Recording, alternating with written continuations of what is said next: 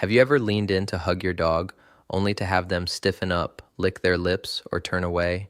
Or stared deep into their eyes to show love, only to get a nervous blink in return? What if the exact things you're doing to say I love you are actually sending your dog into a state of panic? Hi everyone, I'm Dr. Dot Smith, your neighborhood veterinarian. We love our dogs so much we treat them like tiny humans. We dress them up, let them sleep in our beds, and show affection the way we'd show it to another person. But here's the biological truth we forget. Humans are primates, dogs are canids. We're speaking two different languages. In the primate world, frontal contact, hugging, holding faces, staring, means love. In the canine world, those same behaviors often mean threat, dominance, or danger. If you recognize yourself in this list, don't feel guilty. Most loving pet parents just don't know this secret language. Today, we're decoding it. 7 completely normal human habits that quietly terrify dogs, the biology behind each one, and exactly how to do it right instead. Let's get into it. Number 1. The bear hug dogs are cursorial animals, built to run. Their whole nervous system is wired around the flight response. When you wrap your arms tightly around a dog's neck and chest, you physically trap them, and to a dog, restraint equals danger, because you've taken away their one real defense. On top of that, draping a limb over another dog's neck or back is a dominance display in dog body language. You've seen this at family parties. A kid throws both arms around the golden retriever. Everyone snaps a photo because it's adorable, but look closely and the dog is panting, leaning away, showing whale eye. That's not affection. That's a dog quietly panicking and holding itself back from reacting. The fix, the canine lean. Sit next to your dog, facing the same direction they are, and gently press your shoulder or side against theirs. In dog language, that says, I trust you enough to let my guard down and we both still have our freedom. Vet tip, always leave them an exit. Ironically, a dog who knows they can walk away will usually choose to lean in closer. Number 2, petting the top of the head. When we meet a new dog, instinct says reach out, palm down, right over the forehead. To us, that's a friendly pat. To a dog, it mimics a predator strike. Dogs have a blind spot right above their heads, and a hand descending from that blind spot reads as a threat from above. Historically, that meant birds of prey or bigger predators. Watch closely next time a stranger reaches over a dog's head. 9 times out of 10, the dog ducks, blinks rapidly, or takes a small step back.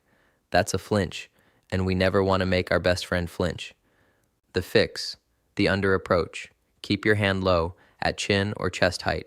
Offer the back of your hand first, so they can smell you, then scratch the chest or under the chin. Seeing your hand removes the surprise, and chest scratches actually trigger the vagus nerve, lowering heart rate. Vet tip, teach kids to ask permission, offer the low hand, and if the dog steps in, that's a yes. If they hold still or turn away, that's a no. Respect the no. Number 3, staring into their eyes. Eye contact does release oxytocin, but context matters.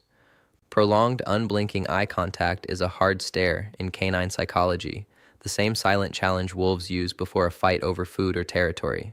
When you cup your dog's face, get inches away, and lock eyes because you think it's cute, your dog isn't feeling loved, they're wondering if they're about to be in trouble. Try a staring contest with your dog, and within seconds they'll lick their lips and sharply turn their head away. That's not them ignoring you. It's an appeasement signal. Their way of saying, I submit, I don't want to fight. The fix, soft eyes. Look at your dog gently, hold eye contact for about a second, then give a slow, exaggerated blink and look away. Willingly closing your eyes proves you see no threat. Vet tip, if your dog gives you a slow blink from across the room, that's a kiss. Blink back to seal the bond. Number 4, tightening the leash. Ever wonder why your dog is a sweetheart at home but turns into a lunging mess on walks the second another dog appears? That's barrier frustration. And it usually starts with us. We see another dog coming, our brain says, what if they fight? And we reel the leash in tight, wrap it around our knuckles, and hold our breath. That leash is a wire transmitting your emotions straight to your dog. Tension in, tension out. You just told them the other dog is dangerous. Picture it, you pulling back with 20 pounds of force, your dog pulling forward with 20 pounds of force. By the time they meet, they're already at a boiling point. The fix, the J leash. Keep a loose dip in the leash, shaped like a J. When a trigger appears, don't pull back. Take a visible deep breath and relax your shoulders. Dogs read our breathing constantly. A relaxed exhale tells them the leader isn't worried, so they don't need to be either.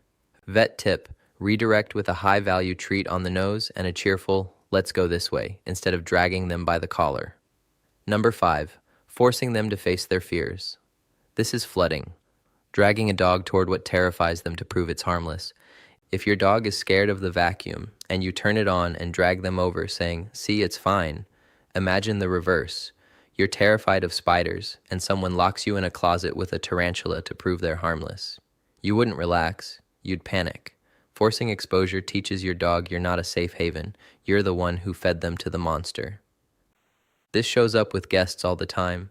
A shy dog gets dragged out from behind the couch to meet a stranger, gets overwhelmed, and snaps. That dog wasn't aggressive. That dog was begging for space. The fix: counter-conditioning.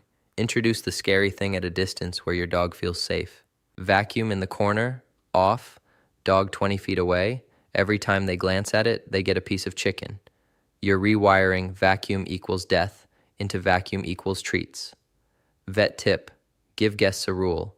If the dog is on their bed, treat them as invisible. Remove the pressure, and the dog will usually come investigate on their own terms. Number 6. Yelling at them to stop barking. The delivery driver drops a package, your dog rushes the window barking, and you yell, "Quiet, stop." It's never worked, and here's why. During an adrenaline spike, dogs aren't processing vocabulary, they're reading energy and tone. When you rush over shouting, your dog doesn't hear correction. They hear you barking along with them, confirming the threat is real. Bark louder is the takeaway. The fix: whisper and redirect. Walk over calmly, stand between your dog and the window, and give a known command. Sit. Go to bed, in a low, firm whisper. Stepping into that space says, "I see the threat, I'm handling it, you're off duty." Vet tip: a sharp, quiet psst breaks a fixation far better than shouting their name. Number 7. Taking their food away mid-meal. This one breaks my heart. There was an old training myth that you should pull your dog's bowl away mid-meal to prove you're the alpha. It has been completely debunked. In the wild, one wolf doesn't pull food from another's mouth unless it's escalating to a real fight. Doing this to your dog doesn't teach respect. It teaches resource insecurity. You're teaching them that hands near their bowl mean their food might vanish. I've seen puppies trained this way who, by a year old, freeze and growl the second a human enters the kitchen at dinner time. That's fear the owner created, not disrespect the dog started with. The fix: build food trust instead. While your dog eats, walk past casually and drop a high-value treat. Hot dog, cheese, boiled chicken, right into the bowl without stopping. Don't touch the bowl, just add the bonus and walk on. Over a few weeks, hands near my food flips from a threat to a reward, and dogs will start wagging their tail when you approach at dinner.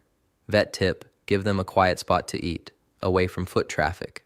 Closing: learning another species' psychology is like learning a foreign language. And just by watching this, you've already proven you're the kind of pet parent who cares enough to learn. This week, try it. Trade the tight hug for the canine lean. Drop a bonus treat in the bowl. Swap the stare for a slow blink. Watch how fast your dog's trust grows. Which one of these 7 surprised you most? Tell me about your dog in the comments. And if this helped, like the video and subscribe.